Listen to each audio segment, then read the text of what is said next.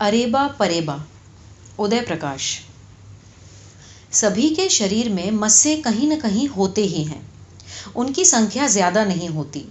हर कोई अपने शरीर में उनकी जगह के बारे में जानता है। उनकी संख्या का भी कुछ कुछ अनुमान उसे होता है। लेकिन हमारे गांव में सेमलिया की पूरी देह में मस्से ही मस्से थे। इतने कि उसे खुद अपनी देह में उनकी जगह और उनकी संख्या के बारे में अंदाजा नहीं होगा। मस्से सबसे ज्यादा उसके चेहरे पर थे। मस्से भी बड़े बड़े, गोल और चमकीले, चने की दाल या भुट्टे के दानों की तरह चेहरे पर छितराए हुए। उनमें से कोई कोई तो काफी बड़ा भी था, जैसे चेहरे पर त्वचा का कोई बुलबुला बन गया हो, कुंदरू के आकार का। सेमलिया का रंग काला था। ये तब की बात है जब तक बिजली हमारे गांव में नहीं आई थी। रात में लालटेन, लैंप और दिए जला करते थे।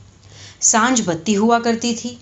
बुआ शाम होते ही पहला दिया जलाकर सारे घर में उसे फिराने के बाद भगवान के पास रख देती थी। उस दिए को सब प्रणाम किया करते थे। लैंप को हम लंफ कहते थे। ढिबरी भी होती थी, जो किसी छोटी सी शीशी के ढक्कन में छेद बनाकर उसमें चिथड़े की बत्ती डालकर और उसके कांच के पेट में मिट्टी का तेल भरकर बनाई जाती थी। सेमलिया को याद करते ही ऐसी ही एक ढिबरी या लालटेन की पीली धुंधली रोशनी में कौंधता हुआ एक काला, दानेदार, मस्सों से भरा डरावना चेहरा दिखाई देने लगता है। तरल हंसी में डूबी मिचमिची आंखों वाला चेहरा। आ गया जमदूत। बुआ सेमलिया को अदरक और तुलसी की चाय देते हुए कहती। सेमलिया अपनी हथेली को अंगूछे में लपेटकर टहटी का गर्म गिलास पकड़ता और रात के धुंधलके में धीरे धीरे हंसता। इस गांव से 10 मील दूर एक दूसरे गांव सिहाला में भी हमारे खेत थे। सिहाला पहाड़ी के ऊपर जंगल के पार बसा हुआ एक छोटा सा गांव था। हमारे इस गांव की मिट्टी बलुहन थी, जिससे यहाँ धान, कोदो, कुटकी, तिल जैसी फसलें ही होती थीं। जबकि सिहाला में काली चिकनी मिट्टी वाले खेत थे, जहाँ सब कुछ पैदा होता था, गेहूं, चना, अलसी और धनिया भी। सेमलिया ही हमारी खेती देखने महीने 15 दिन में सिहाला आता था। जब सेमलिया वहां से लौटता तो हमेशा रात ही क्यों होती, ये मैं कभी समझ नहीं पाया। शायद पैदल उतनी दूर चलने और फिर जैसा लोग कहते हैं कि जंगल एक ऐसा चुंबक था जो सेमलिया को अपने अंदर खींच लेता था और फिर जंगल के भीतर यहाँ वहाँ भटकने की वजह से सेमलिया को गांव लौटने में देर हो जाती होगी। मैं इसलिए उसका चेहरा लालटेन या ढिबरी की पीली रोशनी में ही देख पाता था। सिहाला तक पहुंचने के लिए कई पहाड़ी, जंगली नाले और लगभग 4.5 मील लंबा एक घना जंगल पार करना पड़ता था। इसे रिछाई जंगल कहते थे। इसमें जानवर रहते थे, तेंदुए, हिरण, चीतल, सांभर, रीछ, लेकिन सबसे ज्यादा रीछ रहते थे। जब महुए जंगल में पककर टपकते तो गांव की औरतें उन्हें बीनने से डरतीं, क्योंकि रीछ औरतों को ही सबसे ज्यादा पकड़ता था। एक बार पड़ोस के गांव छिलपा की एक औरत को रीछ ने जंगल में पकड़ा तो उसने उसे पहचान लिया। वो फौज से भाग कर आया फुनगा गांव का बिजराज सिंह था। वैसे कहते हैं एक बार एक डाकिये की लाश रिछाई जंगल में मिली थी, जिसका सर किसी रीछ ने ढक्कन की तरह खोलकर उसका भेजा निकाल लिया था और मनी ऑर्डर के रुपए भी ले गया था। अब तो उस रास्ते के सारे नाले सूख गए हैं। जंगल भी उतना घना नहीं रहा। सरकारी फॉरेस्ट ऑफिसर और ठेकेदारों ने मिलकर काट डाला। जानवर भी नहीं बचे, बस इक्का दुक्का सियार कभी कभार जरूर दिख जाते हैं। अब तो हमारे गांव में लालटेन और दिए भी नहीं जलते। बिजली जो आ गई है। सेमलिया अब नहीं है, लेकिन लालटेन की धुंधली कमजोर रोशनी में मिचमिची आंखों में मुस्कुराता उसका काला, दानेदार, मस्सों से भरा डरावना चेहरा अब भी दिखने लगता है। ऐसा डरावना जिससे कभी डर नहीं लगता। जमदूत। बुआ की आवाज उभरती है। बुआ भी अब नहीं है। उनकी किडनी फेल हो गई थी और मृत्यु के पहले उनकी देह सूज गई थी, जैसे किसी ने पंप से उनके भीतर हवा भर दी हो। मेरे भीतर पानी भर गया है, उन दिनों वे कहा करती थीं। सेमलिया जब रात में हमारे दूसरे गांव सिहाला से लौट कर आता तो लालटेन की रोशनी में बांस के अपने टोकरे में से तरह तरह की चीजें निकालकर आंगन में फैलाता जाता। हरे रोएदार जंगली पडोरे, पहाड़ी बेर, शेर की मुखारी, 4 चिरौंजी, कठजमुनी, अमरूक, कांदा, छतनी, पुट्टू, छीनकान, जंगली करौंदे और न जाने क्या क्या। और सिहाला के तालाब से पकड़ी गई स्वादिष्ट सौर मछली। सरसों के तेल में जिसके तले हुए करोरा खाते हुए पिताजी गांव के दूसरे लोगों के साथ रात में महुए की रासी पीते और सब लोग जोर जोर से बोलते। या फिर जाल में फांसे गए तीतर, लावा, गुंडरू और पौंड की। सेमलिया हर महीने 15 दिन में ये करिश्मा करता और उसके डरावने दानेदार काले बीहड़ चेहरे की छोटी छोटी आंखें ढिबरी या लालटेन की रोशनी में कौंधती रहती। सेमलिया मेरे बचपन का जादूगर था। सेमलिया ने एक बार मुझे जंगली खरगोश के 2 छौने लाकर दिए थे। जंगली खरगोश को हम खरहा कहते थे। उस रात कत्थई भूरे रंग के दोनों छौने उसने मेरी गोद में डाल दिए। पहले मैं डरा, फिर मेरा डर तुरंत ही दूर हो गया। वो दोनों बहुत छोटे थे। मेरी उम्र तब यही कोई 6-7 साल रही होगी। नर्म, मुलायम, भूरी पीठ। मैंने अपनी डरती उंगलियों से उन्हें छुआ तो उनके कान खड़े हो गए। उन्होंने चेहरा उठाकर मुझे चौंकते हुए देखा। मेरी उंगलियों के स्पर्श से उनके शरीर में एक सिहरन सी पैदा हो गई। वो दोनों धीरे धीरे कांप रहे थे और उनके भूरे कत्थई नर्म रोयों में से एक अपरिचित सी तेज गंध निकलकर आंगन के अंधेरे में फैल रही थी। लालटेन की मध्यम रोशनी उस गंध में डूब गई और धीरे धीरे मेरी सांस के साथ मेरे भीतर तक उतर रही थी। मैं हर तरफ से उस गंध से घिर गया था, जैसे कोई पानी के भीतर की गहराई में चारों ओर पानी से घिरता है। ये कितना रोमांचकारी था और कितना अजब। वे जिंदा थे, बिल्कुल जीवित। वे दूसरे खिलौनों की तरह नहीं थे। वो सांस ले रहे थे। उनके शरीर धीरे धीरे कांप रहे थे और जहां वे ले आए गए थे वहां की हर चीज को चौंकते हुए आश्चर्य और उत्सुकता के साथ चुपचाप देख रहे थे। उन्हें भूख लगी है, सोमलिया ने कहा। अभी वो इतने छोटे हैं कि दूब या साग भाजी नहीं खाएंगे। तो मैं चिंतित था। अभी तो 5-7 रोज उन्हें दूध पिलाना, फाहे से। फिर वे बड़े हो जाएंगे तो अपने आप पत्तियां खाने लगेंगे। फिर तुम्हारे साथ खेलेंगे। फिर तो इन्हें अपने कंधे पर बिठाकर घुमाना। ये तो क्या ले आया रे जमदूत? बुआ ने सेमलिया को तुलसी और अदरक की चाय देते हुए कहा। वो सेमलिया को हमेशा यही कहती थी, जमदूत। नन्हे को घर में बांधने के लिए जंगल से 2 खूंटे ले आया हूं बुआ। अब ये कभी खाना पीना, किताब कापी छोड़कर ढोर ढंगर के साथ जंगल पतेरा नहीं फिरेंगे।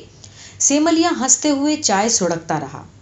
उस रात 12-1 बज गए होंगे। मेरी आंखों में नींद के कहीं लक्षण नहीं थे। नींद अगर आती भी तो उसे मैं हरगिज न आने देता। जंगली खरगोश के वे दोनों बच्चे हर पल मेरे भीतर अपने प्रति एक नई उत्सुकता जगाते। हर पल कोई न कोई उनकी नई हरकत होती। हर बार वे कुछ नया करते। लालटेन के धुंधले उजाले में उन्होंने अपना एक बिल्कुल अलग संसार बना डाला था और उनके साथ उस संसार में मैं भी था। वो इधर उधर निरुद्देश्य रेंगते, फिर वापस अपनी पुरानी जगह को खोजते हुए उस ओर लौट आते। कई बार अपने नन्हे से कोमल शरीर को सिकोड़कर वो कूदने या छलांग लगाने की कोशिश करते और हर बार आंगन की जमीन पर रुई के ढेले की तरह असफल लुढ़क जाते। अभी गति या छलांग को संभाल पाने की ताकत उनकी नन्ही कमजोर देह में नहीं आई थी। वो वास्तव में बच्चे हैं, मुझसे भी छोटे। ये अनुभव वो हर पल मुझे अपनी हरकतों से कराते और हर पल उनके प्रति मेरा प्यार और भी गहरा होता जाता। मैं उनके सामने खुद को बड़ा और समझदार अनुभव करता। वो एक छोटी सी हरकत करते और मेरे भीतर उमंग और प्यार की एक नई विद्युत पैदा हो जाती। वो इतने अच्छे क्यों थे? मैंने उनमें से एक, जो ज्यादा छोटा और कुछ अधिक चंचल था, उसको अपनी हथेली में उठा लिया और अपने होठों को उसकी नाक पर धीरे से छुआया। लेकिन अम्मा ने इसे देख लिया और डांटा, क्या करते हो? कीड़े चले जाएंगे नाक के भीतर। वो कटोरे में थोड़ा सा गाय का दूध और रुई का फाहा लेकर आई थी। मैंने रुई के फाहे को दूध में डुबाकर उन्हें दूध पिलाना शुरू किया। वो सचमुच भूखे थे। उनकी लगातार हिलती और कुछ न कुछ सूंघती सी नाक के नीचे आखिर मुंह कहाँ है, ये पता ही न चलता था। लेकिन देखते ही देखते रुई के फाहे से वो दूध पूरा चूस जाते। जब वे दूध पीते तो मेरे पूरे शरीर में एक अजीब सी सिहरन होती, जब अम्मा मुझे दूध पीते देखती होंगी तो क्या उनको भी ऐसा ही लगता होगा, मैं सोचता। मुझे ये भी लगता जैसे मैं उनकी माँ हूँ। दोनों में दूध पहले कौन पिएगा, इसके लिए वो दोनों एक दूसरे के शरीर को धक्का भी देते, और ये तो हद थी। वो इतने छोटे थे लेकिन यहाँ भी एक दूसरे से होड़ थी। ये नन्हे छौने जिन्होंने अभी कुछ ही दिन पहले अपनी आंखें खोली होंगी, उनके बीच में पेट के लिए ऐसा मुकाबला। ये ठीक बात नहीं। बारी बारी से दोनों लोग पिएंगे। अच्छे बच्चे लड़ते झगड़ते नहीं, मिलजुल के दूध पीते हैं, मैंने फुसफुसा कर उन्हें समझाया।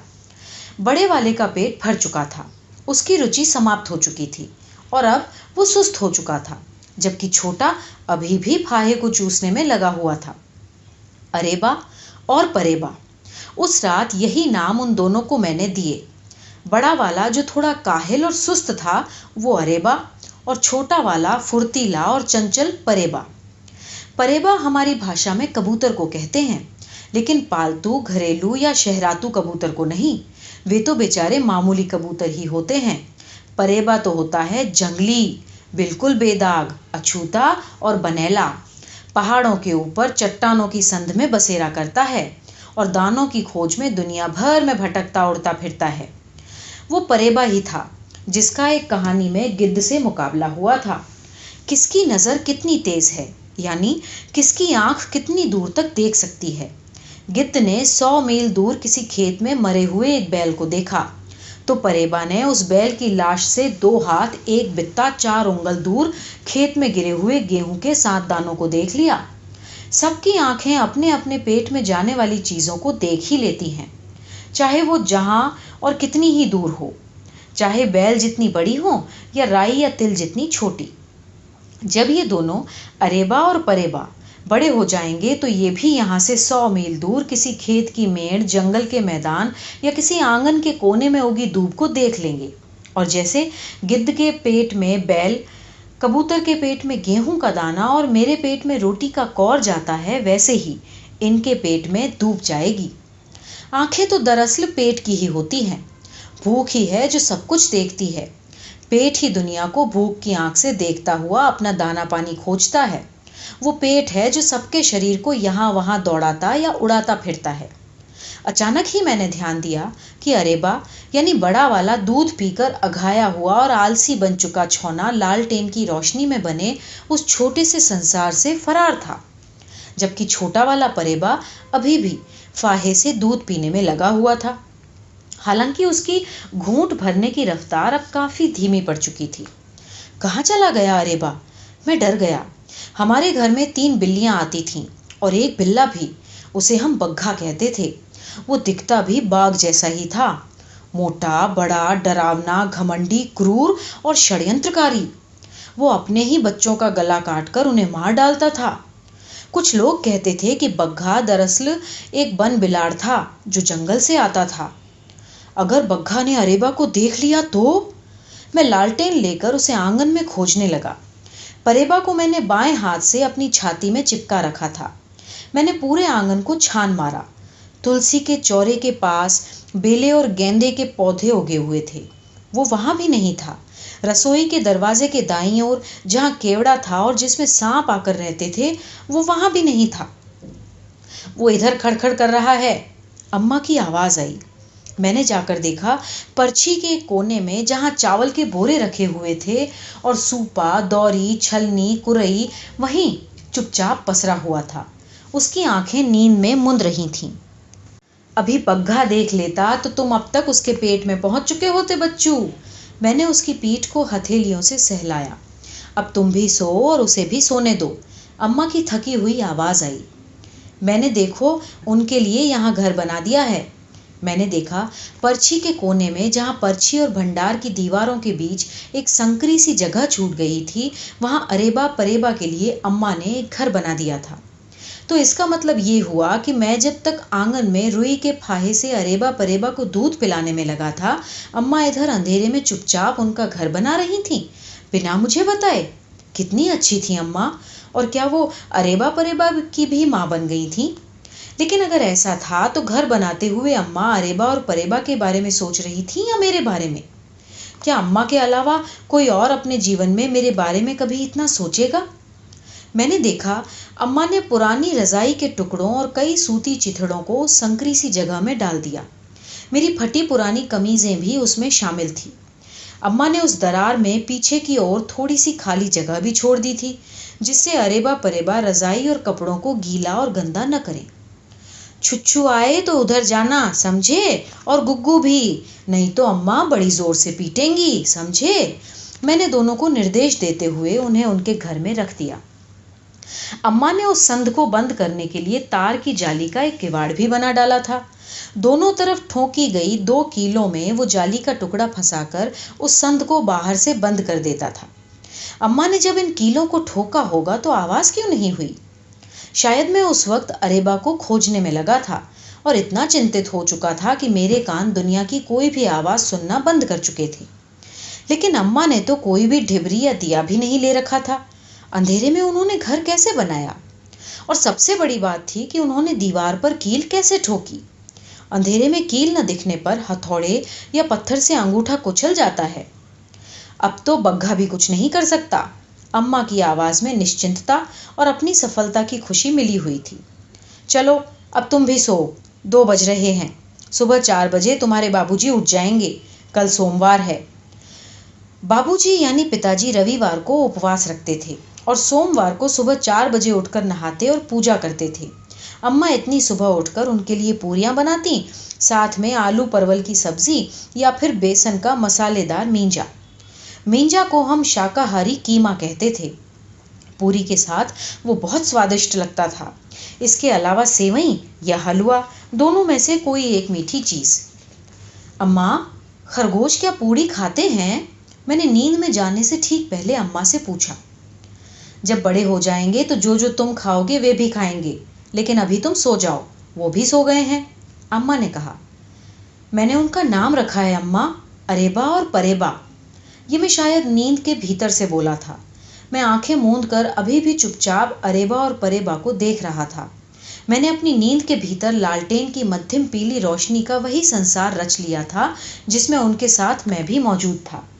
लेकिन यहाँ मैं नहीं सो रहा था, बल्कि उन्हें सोते हुए देख रहा था। अरेबा परेबा, अम्मा ने गहरी सांस छोड़ी। वो सांस मेरी नींद के भीतर तक पहुंची।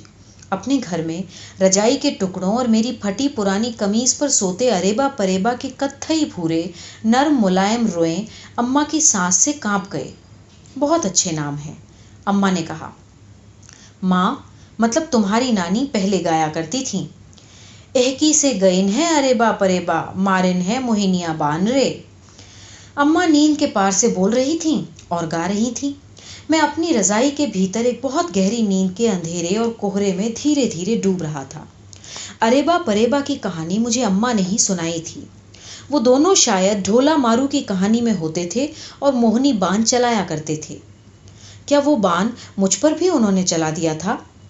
लेकिन अम्मा कितनी अच्छी हैं, दुनिया में सबसे अच्छी। ये मैं उस नींद के भीतर भी जान रहा था। ये बात मैं अम्मा को बोलना भी चाहता था, लेकिन अब मेरी आवाज़ ही पैदा नहीं हो सकती थी, क्योंकि जहाँ से आवाज़ पैदा होती है वहाँ तो नींद पैदा होकर मेरे मस्तिष्क के भीतर के पूरे आकाश में किसी बादल की तरह फैल गई थी। उस रात वो नींद पता नहीं कितनी गहरी थी। सुबह मैं देर से उसमें से जागकर निकला। बाबूजी नहाकर पूजा कर चुके थे, पूरी मींजा और सेवई खा चुके थे, शेविंग भी कर चुके थे, अपने गाल पर ब्रश से साबुन का झाग बना चुके थे, फट फट फट। लेकिन इसके पहले मैं हमेशा बाबूजी के नहाते वक्त गुसल खाने में से आती बाल्टी, लोटे और पानी की आवाज़ से ही जाग जाया करता था, या अम्मा द्वारा कढ़ाई में खौलते हुए घी में गोल गोल पूड़ियाँ डालते ही पैदा होने वाली छन्न छन्न की आवाज़ से। हद से हद देर हुई तो पिताजी की पूजा की आवाज़ से तो मैं जाग ही जाता था। नमामि शमीशान निर्वाण रूपम विभुम व्यापकम ब्रह्म वेद स्वरूपम। मैं रजाई हटाकर पलंग पर बैठा ही था कि अम्मा ने देख लिया। आ जाओ, कुल्ला करके जल्दी से आ जाओ, बहुत अच्छा मींजा बना है। आज तुम्हारे बाबूजी 16 पूरियां खा गए। मैं अपने पलंग से कूदकर भागा, लेकिन रसोई की तरफ नहीं, जिधर से अम्मा आवाज़ दे रही थी, बल्कि उधर की ओर जिधर मेरी वो नई दुनिया थी। जो रात में मेरे सोने से पहले लालटेन की धुंधली पीली रोशनी में बनी थी। अब लालटेन या डिबरी की कमजोर रोशनी में नहीं, दिन के उजाले में मैं उन्हें देखूंगा। सेमलिया जिन्हें रात में मेरी गोद में डाल गया था। मैं सीधा दौड़ता हुआ उसी तरफ गया, आंगन पार करता हुआ, ओसारे से कूदता और ड्योढ़ी को फलांगता हुआ, उसी तरफ जहां अम्मा ने रात में उनका घर बना दिया था। अम्मा अभी भी लगातार रसोई से आवाज लगा रही थी, लेकिन मैं स्तब्ध रह गया। ये एक तेज अविश्वसनीय आघात था। मैंने अपनी आंखें मली, दोबारा उन्हें खोल कर देखा। मैंने भंडार की दीवार को छू कर देखा। नहीं, ये सपना नहीं था, मैं वास्तव में जाग रहा था। तो क्या सपना वो था जो मैंने रात को देखा? लालटेन की पीली मध्यम कमजोर रोशनी में कौंधता हुआ सेमलिया का दानेदार मस्सों से भरा काला डरावना चेहरा, और उसमें अपनी ही तरलता में पिघलती मिचमिची सी हंसती हुई दो आंखें। सेमलिया ने ही तो रात में दो जंगली खरहे के बच्चों को मेरी गोद में डाला था। मैंने उनकी कोमल कत्थई भूरे रोयों से भरी पीठ को छुआ और सहलाया था। मैंने अपनी उंगलियां देखी। अम्मा ने कांसे के कटोरे में गाय का दूध लाकर दिया था। मैंने रुई के फाहे से उन्हें दूध भी पिलाया था। सेमलिया को बुआ ने तुलसी और अदरक की चाय लाकर दी थी और कहा था जमदूत। मैंने उनके नाम भी रखे थे, अरेबा और परेबा। अम्मा ने इसी जगह अंधेरे में ही उनके लिए एक घर बनाया था। उसमें रजाई और मेरी पुरानी कमीज थी। उस घर में अम्मा ने तार की जाली का एक फाटक भी लगाया था। जब मैं रात को सो रहा था तो अम्मा ने मेरी नींद के पार से नानी का गाना भी सुनाया था। एहकी से गईन है अरेबा परेबा, मारिन है मोहिनिया बान रे।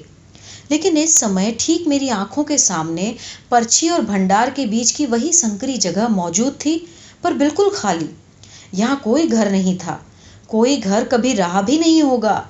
उसमें रजाई के टुकड़े, चिथड़े और मेरी पुरानी कमीजें नहीं थीं। वहाँ कोई जाली का दरवाजा या फाटक भी नहीं था। अरेबा परेबा कहीं नहीं थे, कहीं भी नहीं। मैंने झुककर अपनी आंखों को दीवार के नजदीक सटाकर देखा। वहां कील ठोकने के निशान जरूर दिखाई पड़ रहे थे, लेकिन लगता था वो बहुत पुराने हैं। तो अब मेरे भीतर एक डरावना सा खालीपन पैदा हो गया, एक भयावह निर्वात, और मेरे भीतर से उठता हुआ वो मेरी चेतना में छाने लगा। मेरे भीतर मेरा सब कुछ लुट चुका था। अम्मा! मैं अपनी पूरी ताकत से चीखा। इतनी सुबह की ठंड में मेरा कमजोर शरीर कांप रहा था। उसमें कोई ताकत नहीं बची थी। धूप के आने में अभी देर थी। अम्मा, वो दोनों कहाँ गए? मैं उत्तेजना, दुख और बदहवासी में दौड़ता हुआ रसोई की ओर गया। मिट्टी की काली दोहनी में अम्मा गाय का दूध उबाल रही थी, चूल्हे की आंच को चुपचाप तापती हुई। पास ही में मींजा की बटलोई और सेवई का पतीला ढका हुआ रखा था। पूरियां फूल के परात में ढकी हुई रखी थीं। कौन दोनों? अम्मा ने मुझे तटस्थता के साथ चुपचाप देखते हुए कहा। उनकी आंखें इतनी ठंडी और अजनबी थी कि मैं भीतर से हिल गया। मुझे विश्वास ही नहीं हो रहा था कि अभी कुछ ही घंटों पहले की रात में यही अम्मा दुनिया में सबसे अच्छी हुआ करती थी। इतनी जल्दी इन्हें क्या हो गया? सुबह होते ही अम्मा इतनी खराब कैसे हो गईं? मैं रो रहा था। मेरे साथ कोई नहीं था। मैं उलझन और असमंजस में था। क्या सचमुच वो सब कुछ सपना था? अगर ऐसा था तो वो कितना वास्तविक था। लेकिन मेरे सपने के भीतर सेमलिया कैसे आया? मैंने इसके पहले तो कभी भी अपने किसी भी सपने में उसे नहीं देखा था, लेकिन कहीं भीतर से मुझे एक कमजोर सा भरोसा भी हो रहा था कि वो सब कुछ एक सपना भर नहीं था। उसमें सच्चाई जरूर थी। शायद मेरे साथ कोई न कोई षड्यंत्र रचा गया था, और इसका सबसे बड़ा प्रमाण था यहीं, इसी जगह, इस रसोई से ही साफ साफ दिखाई देने वाला आंगन में पड़ा कांसे का वो कटोरा। लेकिन कटोरे को तो मैंने कई बार पहले भी आंगन में उसी जगह देखा था। अम्मा अक्सर रात का बचा हुआ बासी दूध जो सुबह तक फट जाता था बिल्लियों के लिए रख देती थी। लेकिन फिर उस कटोरे के ठीक बगल में पड़ा रुई का वो फाहा, इससे तो मैंने रात को उन्हें दूध पिलाया था। कटोरे का बचा हुआ दूध तो रात में बिल्ली पी गई होगी, लेकिन फाहा तो यहाँ कोई नहीं रख सकता। मैं एक गहरी दुविधा और उलझन में फंसा हुआ था। मेरे दिमाग के भीतर कुछ धागे उलझकर कई बरम गांठ बन गए थे, जिसको मैं सुलझाने में लगा हुआ था। ये एक कठिन गुत्थी थी। मुझे बताओ वो दोनों कहाँ हैं? मैंने रोते हुए अम्मा से पूछा। मेरा मन हो रहा था कि चूल्हे पर चढ़ी हुई दोहनी को मैं उलट दूं और उसके उबलते हुए झागदार दूध में अपने आप को जला डालूं, और इतना कि मैं मर जाऊं। थोड़ा बहुत अम्मा को भी जला दूं। लेकिन अम्मा चुपचाप उठी, चूल्हे पर रखी दोहनी को अपने आंचल से पकड़ा और उसे लेकर भंडार की ओर चली गईं। जाते हुए उन्होंने मेरी तरफ देखा तक नहीं। मैं अकेला छूट गया। अभी अभी जो रात बीती उसमें मेरा एक नया संसार बना था, जो अब सुबह होते ही मिट चुका था। उसका कोई निशान कहीं बाकी नहीं था। उसके बारे में मुझे कोई कुछ नहीं बताता था। एक कोई बुलबुला या गुब्बारा सा था, बहुत बड़ा, साबुन के घोल का या अरंडी और थूहे के दूध का, जिसके भीतर एक फूंक भर हवा रात भर में फैल गई, और अब वो फूट चुका था। वहां अब कुछ भी नहीं था। यहाँ बाहर बस मैं बचा था, अकेला। उस दिन मैंने कुछ नहीं खाया, पूरियां और मींजा भी नहीं, जो मुझे बहुत पसंद थे, जिनके लिए मैं सुबह 4 बजे उठ जाया करता था और बाबूजी के नहाने और पूजा कर लेने का इंतजार करता था। यहाँ तक कि सेवई भी नहीं। दोपहर भी मैंने कुछ भी खाने से इनकार कर दिया। मैंने पानी तक नहीं पिया। कोई लाकर देता तो मैं गिलास दूर आंगन की तरफ फेंक देता। मुझे दुनिया से और कुछ नहीं, बस वही दोनों चाहिए थे, अरेबा और परेबा। उन्हें कहीं छिपा दिया गया था। मेरे अलावा इस घर में बाकी हर कोई जानता था कि वो दोनों कहाँ हैं, लेकिन उनके बारे में मुझसे कोई बात नहीं कर रहा था। सब जानबूझकर ऐसा कर रहे थे। शायद मेरी पढ़ाई खराब होती, शायद मैं स्कूल न जाता, शायद मैं दिन दिन भर किताब कॉपी छोड़कर उन्हीं दोनों के साथ भटकता रहता। इसलिए, हाँ इसीलिए सभी ने मानो कोई गुप्त समझौता कर रखा था। सब चुप थे। शायद वो लोग यही सोचते थे कि आखिरकार भूख से आकर मैं खाना खा लूंगा, भूख मिट जाएगी तो धीरे धीरे रात की बात भूल जाऊंगा। लेकिन उनको मेरे बारे में कुछ भी पता नहीं था। मैं खाना और पानी क्या, अपने अरेबा परेबा के लिए सांस तक लेना छोड़ सकता था। या फिर शायद वो ये सोच रहे हों कि धीरे धीरे मुझे ये लगने लगेगा कि वो सब कुछ एक सपना ही था।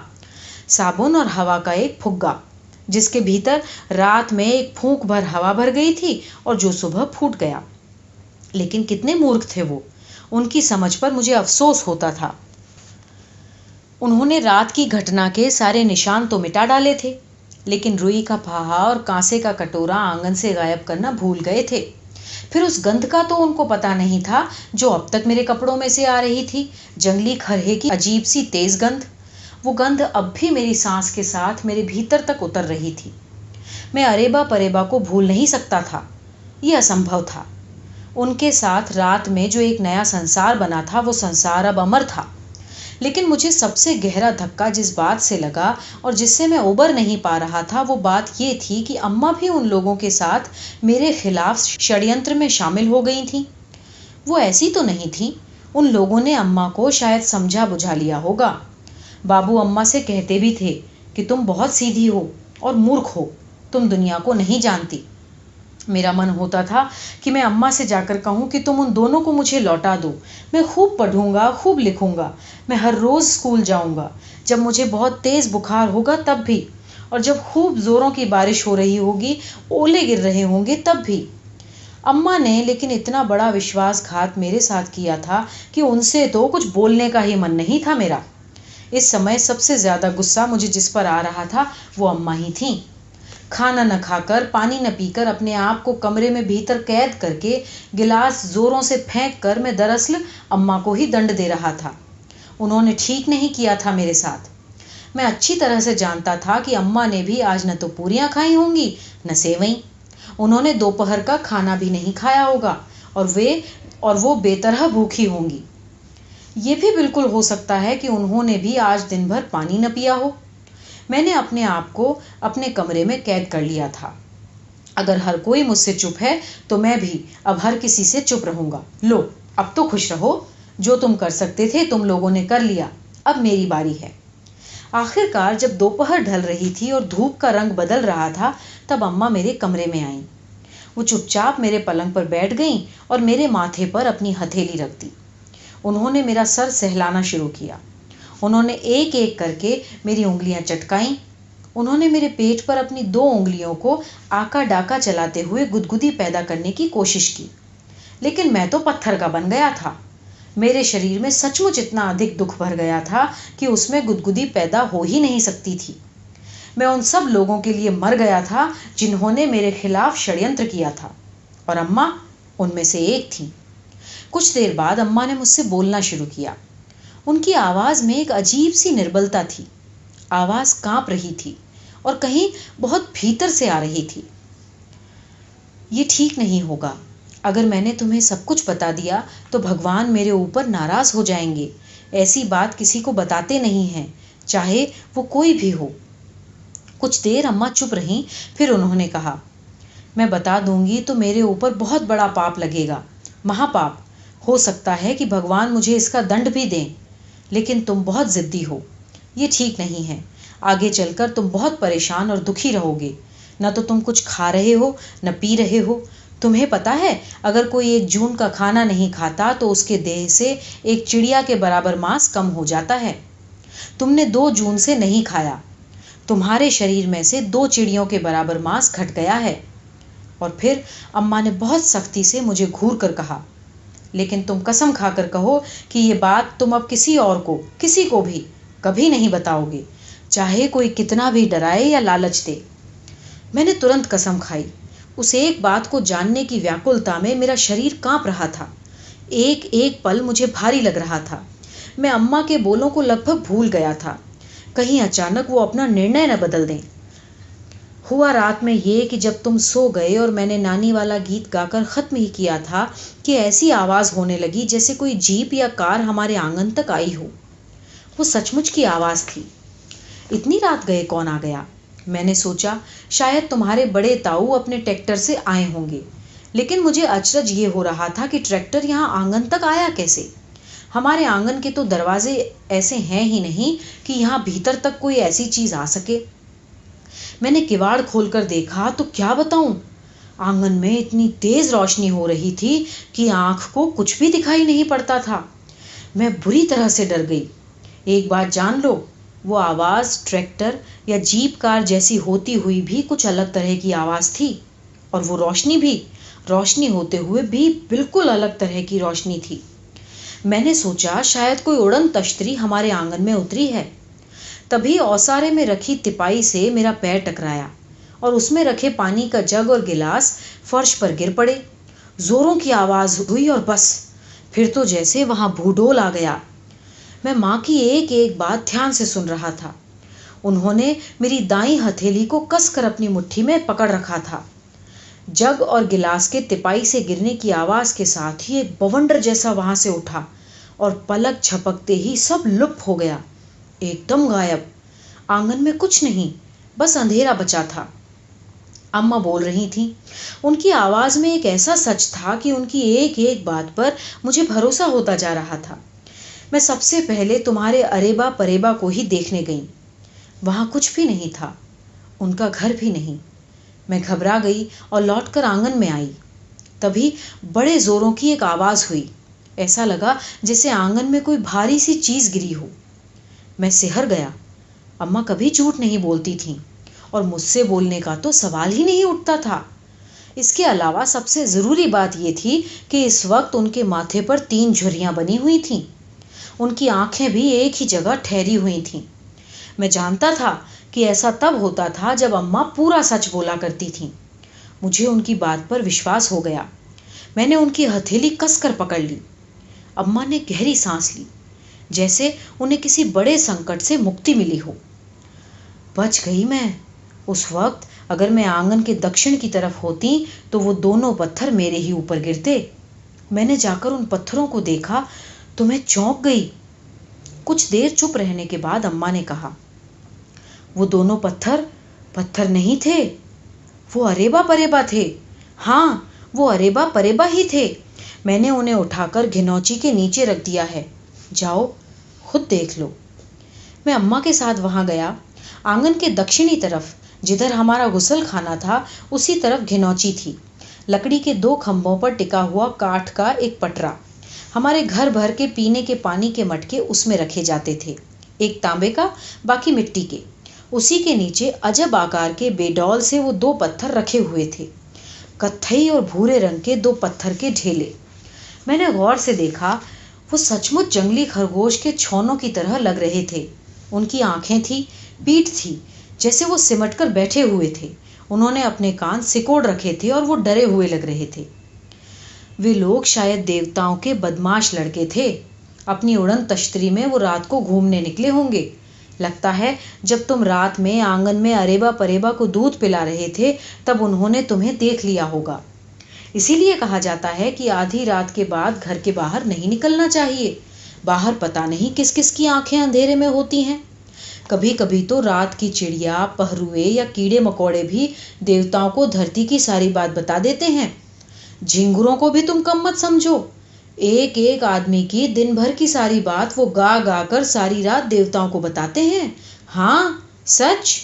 तुम्हें मालूम है, आदमी के अलावा बाकी हर प्राणी असल में ईश्वर का जासूस होता है, जासूस। चींटियां और मक्खियां तक, कुत्ते, बिल्ली, बैल, चमगादड़ तक, जुगनू भी। मैं अवाक होकर उन दोनों पत्थरों को देख रहा था।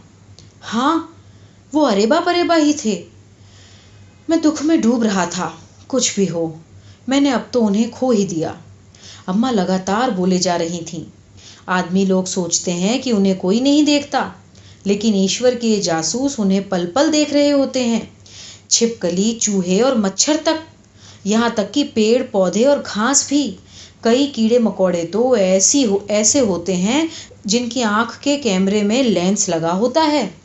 कौन क्या कर रहा है, एक एक पल की, धरती के एक एक कोने की, एक एक इंसान की जानकारी लगातार भगवान तक पहुंचाते रहते हैं।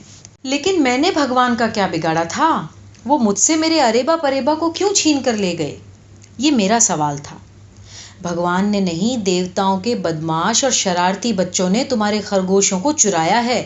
भगवान ने जब उन्हें डांटा होगा तो उन्होंने उन्हें पत्थर बनाकर नीचे वापस गिरा दिया। अम्मा ने कहा, अब चलो थोड़ा सा खा लो। सुबह की पूरियां, मेंजा और सेवई मैंने बचा कर रखी है। अगर तुम खाओगे तो मैं भी खा लूंगी। मैं हालांकि रोता रहा। अरेबा परेबा को पत्थरों के रूप में वापस पाकर भी मेरे भीतर का खालीपन भरा नहीं। इस आकस्मिक वंचना और देवताओं के बदमाश बच्चों द्वारा किए गए अन्याय की पीड़ा बहुत गहरी थी। भला उन नन्हे नन्हे खरगोश के बच्चों की क्या गलती थी जिन्हें अकारण पत्थर के बेजान बेडोल ढेलों में बदल दिया गया? न अब वो सांस ले सकते थे, न भूख लगने पर रुई के फाहे से दूध पी सकते थे। पत्थर बने हुए भीतर से वो कितने बेचैन होंगे। प्यास लगती होगी तो पत्थर बने वो कितना तड़पते होंगे। अब तो बड़े होकर 1000 मील दूर किसी जंगल, खेत की मेड़ या किसी आंगन में उगी धूप को देख लेने का सपना भी वो नहीं पाल सकते होंगे। अम्मा ने भी दिन भर के बाद मेरे साथ खाना खाया। वो मुझको बहुत अच्छी तरह समझती थीं। मेरे भीतर के दुख और खालीपन का उन्हें पूरा पूरा पता था। शायद इसीलिए खाना खाने के बाद उन्होंने मेरी ओर बहुत प्यार, करुणा, असहायता और उदासी के साथ देखते हुए कहा, लेकिन मुझे पक्की उम्मीद है कि एक न एक दिन जब देवताओं के वो लड़के या कोई दूसरा नेक देवता इधर हमारे आंगन से होकर गुजरेगा तो वो इन दोनों पत्थर के ढेलों को वापस अरेबा परेबा बनाकर जिंदा कर देगा। भगवान के इतने दूत और जासूस धरती पर हैं, कोई न कोई तो इस अन्याय और तुम्हारे दुख के बारे में उन्हें बताएगा ही। मुन्ना, तुम खुश रहना सीखो। ये घटना कम से कम 40-42 साल पहले की है। मैं कई कई बार घंटों घिनौची के नीचे रखे पत्थर के उन दोनों ढेलों को घूरता रहता। देवताओं से मन ही मन प्रार्थना करता कि उन्हें जंगली खरगोश के बच्चों में वापस बदल दें। कई कई बार तो मुझे भ्रम होने लगता कि वो दोनों भूरे कत्थई ढेले धीरे धीरे हिल-डुल रहे हैं। मैं उनके निकट जाकर उन्हें टकटकी बांधकर घूरता। मुझे बिल्कुल लगता कि वो सांस ले रहे हैं। उनका पत्थर का शरीर धीरे धीरे कांप रहा है। एक बार तो मुझे पूरा यकीन हो गया कि उनमें से बड़ा वाला अरेबा, जो ज्यादा सुस्त और काहिल था, वो सचमुच ही जिंदा हो रहा है। मैं भागता हुआ गया और कटोरे में थोड़ा सा गाय का दूध लाकर उसके मुंह से लगा दिया। आप विश्वास करें, पत्थर का अरेबा कटोरे का सारा दूध पी गया। उसके दोबारा जीवित हो जाने की खुशी और उत्तेजना में मेरे आंसू निकलने लगे। लेकिन मेरी बहुत प्रतीक्षा और गिड़गिड़ाने के बावजूद अरेबा वैसा का वैसा ही रहा। शायद दूध पीने से उसका पेट भर गया था और वापस मेरी दुनिया में लौटने के बारे में उसकी रुचि समाप्त हो चुकी थी। अब वो पत्थर बना ही खुश था। इस घटना के 4-5 साल बाद अम्मा मर गई थीं। उन्हें कैंसर हो गया था। उनकी श्वास नली गल गई थी और अंत में वो बोल नहीं पाती थी। कई कई बार एक गहरा अपराध बोध मुझे होने लगता। कहीं मेरी जिद और गुस्से से हार कर अम्मा ने उस रात की जो बात मुझे बता दी, जिसका पाप उन्होंने सिर्फ अपने ऊपर इस कारण लिया कि मैं खाना नहीं खा रहा था और मेरे शरीर से 2 चिड़ियों के बराबर मांस कम हो गया था, कहीं देवताओं ने उसी का दंड तो नहीं दिया उन्हें। देवता कोई आदमी तो होते नहीं कि उनके भीतर कोई दया माया हो। मैं हूं ही ऐसा। अपनी जिद और अपने गुस्से में मैं अंधा हो जाता हूं। लेकिन उन देवताओं को भी तो स्वर्ग में रहने का कोई हक नहीं जो खरगोश के नन्हे कोमल छौनों को इस तरह पत्थर के ढेले में बदल दें, और किसी माँ को एक छोटी सी बात बता देने पर उनकी सांस लेने वाली नली गला दें। कितना अभागा हूं मैं। मैंने सेमलिया के दिए हुए जंगली खरगोश के दोनों बच्चों अरेबा परेबा को ही नहीं, अपनी माँ को भी खो डाला, जो दुनिया में सबसे अच्छी थी। अब मैं बूढ़ा हो रहा हूं, लेकिन हमारे गांव के घर के आंगन में अम्मा के रखे हुए वो दोनों पत्थर अभी तक मौजूद हैं। मैं अब तक की तरह 6-7 साल का नहीं हूं। अब ये मैं अच्छी तरह से जानता हूं कि उस रात वास्तव में क्या हुआ होगा। दरअसल पर्ची और भंडार की दीवार की संध में अम्मा का बनाया घर उतना सुरक्षित कभी नहीं था। तार की जाली का दरवाजा जो इधर उधर की दीवार पर अंधेरे में किसी तरह ठोकी गई 2 कीलों पर टिका था, वो एक मामूली झटके में गिर जाने वाला था, कीलों समेत। उस रात जब मैं सोया था और अम्मा अपनी माँ यानी नानी का गीत गा रही थी, उसी वक्त वो बनेला, हिंसक और आवारा वन बिलाड़, जिसे हम बग्घा कहते थे और जो अपने ही बच्चों का गला काट डालता था, वहां आया होगा। उसने खरगोश के छौनों के नरम भूरे कत्थई रोयों से उठती गंध पाली होगी। हो सकता है वो तभी से अंधेरे में घात लगाए बैठा हो, जब मैं उन दोनों को रुई के फाहे से दूध पिला रहा था। उसकी आहट से चौंककर अम्मा किसी तरह अंधेरे में रास्ता टटोलते हुए वहां तक पहुंची होंगी, क्योंकि रात में मिट्टी का तेल बचाने के लिए वो हमेशा लालटेन बुझा देती थीं। तब तक बग्घा ने अरेबा परेबा को काट डाला होगा, और वो थे भी कितने छोटे और कोमल, कत्थई भूरी रुई की 2 नन्ही गठरियों की तरह, जैसा मैं था। अम्मा ये अच्छी तरह जानती थी कि मैं उस हादसे को सह नहीं पाऊंगा। उन्होंने सबसे ज्यादा अपने आप को अपराधी माना होगा। उन्होंने सोचा होगा कि अगर वो लालटेन ले लेती और रोशनी में कीले ठोकी होती तो तार की जाली का फाटक इतना कमजोर न होता। दरअसल कीलें दीवारों में धसी ही नहीं थी, इसलिए सुबह जब मैंने देखा तो उनके निशान मुझे नहीं दिखाई दिए। निश्चित ही वे इस हादसे के लिए अपने आप को जिम्मेदार मानती रही होंगी। अम्मा ने इसलिए उस रात वो सब किया जो मैं अपने अनुमान के आधार पर आज 40-42 साल बाद आपको बता रहा हूँ। अम्मा उस रात वहां पहुंचकर स्तब्ध रह गई होंगी। अपनी समझ से उन्होंने अरेबा परेबा के लिए हर तरह से एक सुरक्षित और अभेद घर बनाया था। फिर उन्होंने अरेबा परेबा के मृत शरीर को उठाया होगा और उन्हें घर के पिछवाड़े में जिधर नदी बहती है वहां कहीं गड्ढा खोद कर उन्हें दबा दिया होगा। गड्ढा खोदने के लिए उन्हें भंडार घर में रखा सब्बल उस अंधेरे में खोजकर निकालना पड़ा होगा, क्योंकि तेल बचाने के लिए लालटेन वे खुद सोने से पहले बुझा देती थीं। इसके बाद उन्होंने घर के पिछवाड़े ही कहीं अरेबा परेबा के घर में डाले गए रजाई के टुकड़ों और मेरी पुरानी कमीज को जलाया होगा। अगर मैं उस दिन जिद और गुस्से में भरकर अपने आप को कमरे में बंद न कर लेता, बल्कि अरेबा परेबा की खोज में बाहर निकल जाता, तो उन कपड़ों के जलने का सबूत मैं वहां पा सकता था, और मैं दावे से कह सकता हूं कि वहां कहीं न कहीं राख जरूर रही होगी। इसके बाद अम्मा ने धीरे धीरे अरेबा परेबा के होने की सारी निशानियों को मिटाया होगा। उन्हें ये पूरा भरोसा रहा होगा कि अगली सुबह वह मेरे भीतर ये भ्रम पैदा करने में सफल हो जाएंगी कि वो सब कुछ पिछली रात एक सपना था और कुछ भी नहीं। जैसा मैं था, उन्हें यह भरोसा हो गया था कि वे मुझे इस भ्रम या दुविधा में डालने में कामयाब हो जाएंगी कि मैंने वो सब कुछ नींद में ही देखा था और उसे सच समझ रहा था। लेकिन अम्मा आंगन से कांसे का कटोरा और रुई का फाहा हटाना भूल गईं।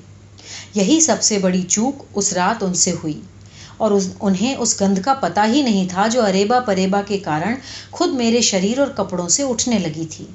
और फिर दूसरे दिन मेरे लगातार रोते रहने और खाना पीना छोड़ देने पर पूरी दोपहर वे नदी कछार में दूर दूर तक भटकती रही होंगी। वहीं उन्होंने खूब सोच समझकर एक कहानी गढ़ी होगी। और वहां उन्होंने 2 ऐसे पत्थरों को अंततः खोज निकाला होगा जो जंगली खरगोश के बच्चों जैसे हों।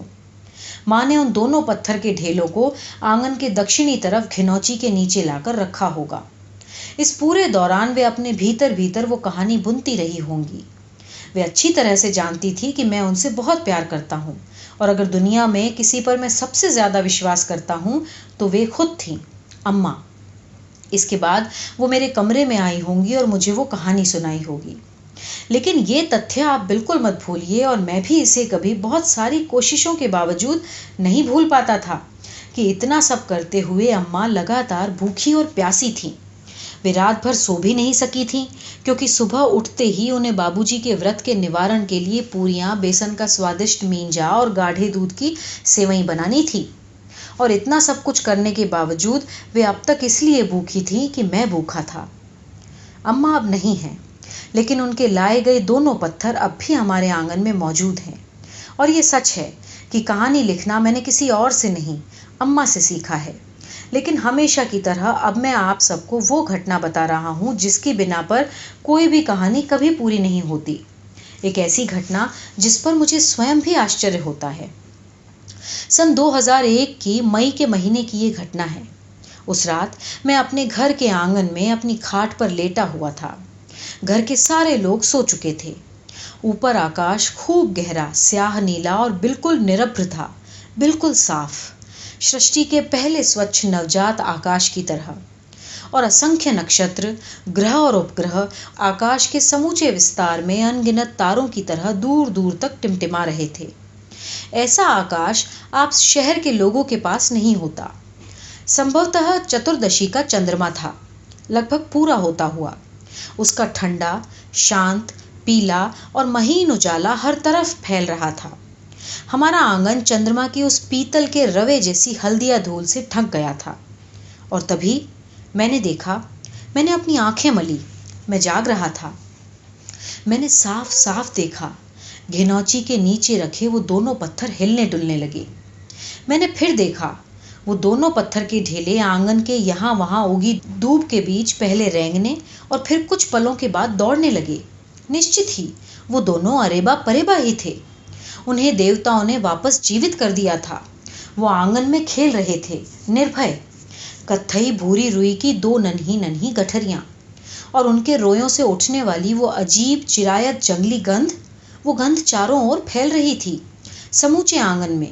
चंद्रमा के शीतल उजाले में घुलकर मेरी सांस के साथ मेरे भीतर तक उतरती हुई। मैं डर गया, कहीं बग्घा आ गया तो? अब तो अम्मा भी नहीं है जो उन दोनों छोनों की हत्या के बाद उनकी जगह पर पत्थर रख दें। और अब तो बग्घों की संख्या भी बहुत ज्यादा हो चुकी है। वो अकेले नहीं, अब तो झुंड और गिरोहों में रहते हैं। मैंने उन्हें बड़ी बड़ी इमारतों के भीतर कुर्सियों पर भी बैठे देखा है। संसार का हर कोमल, पवित्र, निष्कवच और सुंदर जीवन इस समय गहरे खतरे के बीच है। आप गौर से देखें, हमारे समय की हर दीवार पर खून के छींटे हैं। आप खुद बताइए, क्या मेरे डर का कोई आधार नहीं है? आप ये भी बताइए कि क्या आप इसी तरह चुपचाप देखते रहेंगे और बग्घे वारदात करते रहेंगे?